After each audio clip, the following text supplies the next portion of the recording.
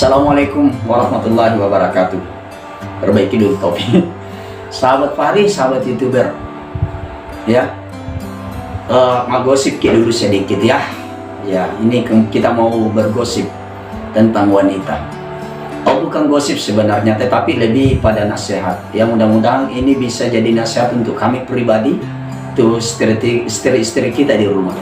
Sahabat Fahri, ketika Rasulullah melakukan Isra Mi'raj, dalam Mi'raj beliau, Rasulullah juga diberi kesempatan oleh Allah sambil ditemani oleh malaikat Jibril untuk melihat surga dan neraka.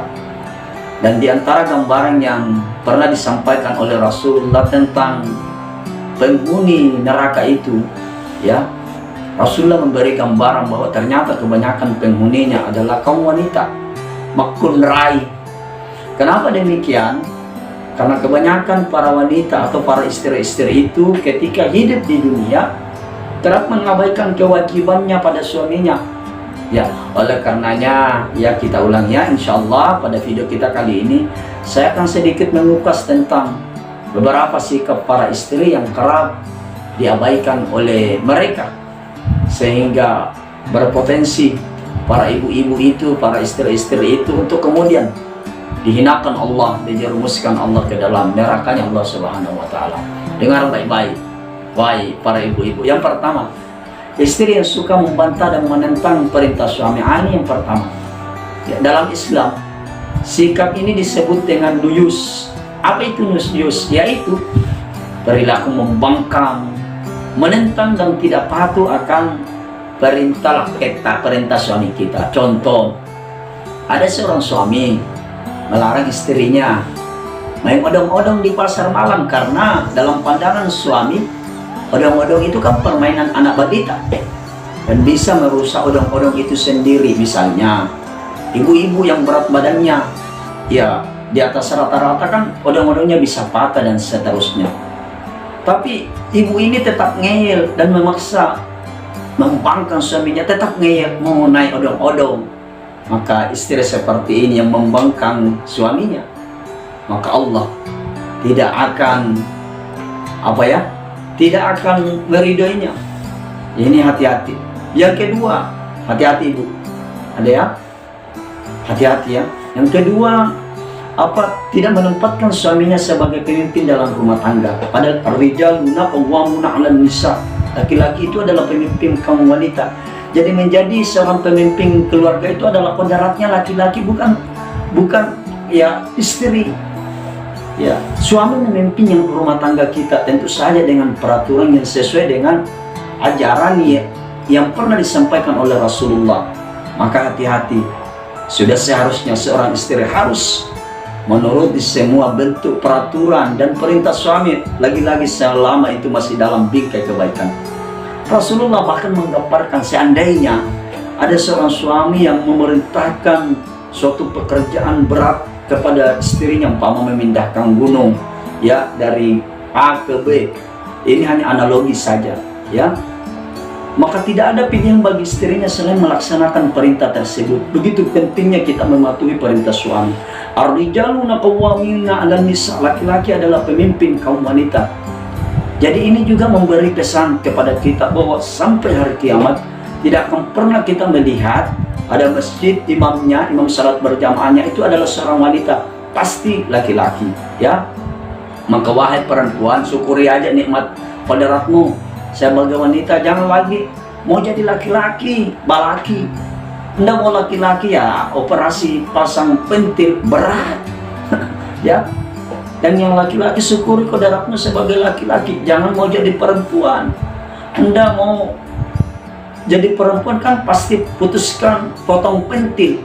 Ya, seperti almarhum Dorce Al-Fatihah, mudah-mudahan ya Allah ampuni dosa-dosa. Potong pentil sakit. Ya. Jadi ya mari kita syukuri kodrat kita masing-masing ya. Yang selanjutnya ya, yang bisa membuat seorang wanita itu Allah hinakan adalah wanita yang terlalu banyak menuntut. Tentu tak baik bagi seorang istri banyak menuntut kepada suaminya. Gaji suami tak seberapa, tapi istri menuntut agar bisa hidup seperti gaya hidupnya wanita sosialita yang hidup hedonis, Dek na melo belanja nak ko dek ko tanya ko mall kalau di pasar tradisional tidak mau belanja harus di mall. Setiap suaminya gaji maka habis 50% gaji suaminya. Untuk kemana? Biaya salonnya. Ya kan, ini disulam, ini ya Allah operasi plastiknya. Baru tanggal muda gaji suami sudah habis. Maka yang terjadi suami hilang kendali. Sehingga suami tak peduli lagi mana halal haram, di semua disikatnya. Demi apa? Demi memenuhi hasrat hedonismenya sang istri. Ini kan bahaya, jadi hati-hati. Maka seseorang itu tentu saja dituntut untuk senantiasa menanamkan dalam dirinya sikap qanaah, apa itu qanaah? Selalu merasa cukup dan bersyukur. Sekecil apapun ya, yang suami kita berikan, itulah rezeki kita. Karena yang didapat suami itulah rezeki yang Allah berikan pada diri kita melalui tangan suami kita. Ya, jadi yang seterusnya yang bisa menjerumuskan istri ke dalam neraka adalah menolak. Ya, ketika ada suami yang mengajak berhubungan badan suami istri. Ya, di dalam Islam, seorang istri yang menolak ajakan suami untuk bersetubuh berhubungan badan, mohon maaf ya, berarti ia telah membuka pintu laknat dari Allah Subhanahu wa Ta'ala untuk dirinya. Nih, bahaya-bahaya. Padahal kita tahu tugas seorang istri itu, ibu-ibu sekalian, ialah melayani suami, baik dari segi kebutuhan sehari-harinya, makannya, ya kan, pakaiannya, hingga kebutuhan biologisnya. Hanya gara-gara seorang istri tidak mendapatkan izin dari suaminya untuk main odong-odong, sehingga istri kemudian ngambek dan menolak permintaan suami untuk, ya mohon maaf, berhubungan badan dengan berbagai alasan. Pura-pura datang bulan, pura-pura mens, pura-pura pakai softtex. Ya Allah, maaf. Padahal dalam waktunya, ya kan? Apa katanya, papa tidak dulu deh, papa. Kenapa? Ya, lagi mens papa, lagi mens. Papanya bilang kan belum waktunya. Iya, papa ini nggak tahu kenapa ini tiba-tiba datang. Padahal bahaya ya. Padahal kita tahu Allah itu sengaja menciptakan kita berpasang-pasangan, laki-laki perempuan dinikahkan untuk apa? Untuk ada keturunan, dan melalui proses pernikahan kemudian kita melahirkan keturunan. Dan tidak mungkin ada keturunan kalau tidak ada ya itu. Jadi hati-hati ya, hati-hati. Tidak mungkin ada keturunan kalau tidak ada yang, jadi nggak mungkin kan ada langsung tiba-tiba anak lahir tanpa ada proses ya pembuahan ya, tanpa ada proses bertemunya ovum sama, mohon maaf, sperma, ya kan? Nggak mungkin, kecuali Maryam dan Nabi Adam. Ya, yang selanjutnya yang bisa membuat orang terjerumus ke dalam neraka adalah tak pandai mempercantik, memperhias dirinya di hadapan suaminya. Di hadapan suami pakaiannya pakaian acak-acakan, pakai daster robek, bau minyak tanah lagi, busuk lagi ketiaknya, panjang lagi baju ketiaknya. Ya, tak layak pakai yang dipakai di hadapan suaminya. Ya, subhanallah, na'udzubillah. Rambutnya acak-acakan. Ya, mukanya hitam bekas aram periuk. Astagfirullah.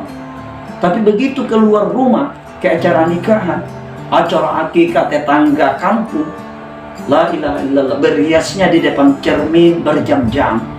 Ya, yang tadinya wajahnya wajah kampung berubah jadi wajah Korea penuh pesona. Bibirnya yang sariawan, ya, kemudian berubah menjadi merah, bak merahnya buah delima. Pakaiannya pakaian seksi, menunjukkan bentuk tubuhnya. Ini mau keluar rumah, ya, terbalik di hadapan suami, hancur.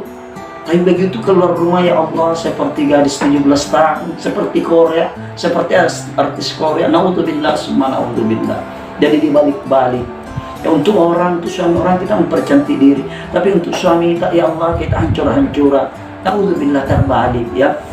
Jadi inilah beberapa hal bagi wanita-wanita yang harus kita hindari. Semoga Allah Subhanahu wa Ta'ala menjaga diri kita, senantiasa menanamkan dalam diri kita sifat-sifat sehingga kita bisa istiqamah dalam kebaikan. Percantik dirimu di hadapan suamimu, perbagus akhlakmu di hadapan suamimu. Ya, mudah-mudahan kita semua digolongkan Allah ke dalam wanita-wanita salehah, calon penghuni surga, calon beda dari surganya Allah Subhanahu wa taala. Dan kita juga berdoa, mudah-mudahan suami kita senantiasa diistiqamahkan hatinya oleh Allah, sehingga suami kita tidak berpaling ke wanita yang lain. Dimulai dari kita tentu saja. Demikian. Billahi taufik wal hidayah. Saya Fahri. Assalamualaikum warahmatullahi wabarakatuh.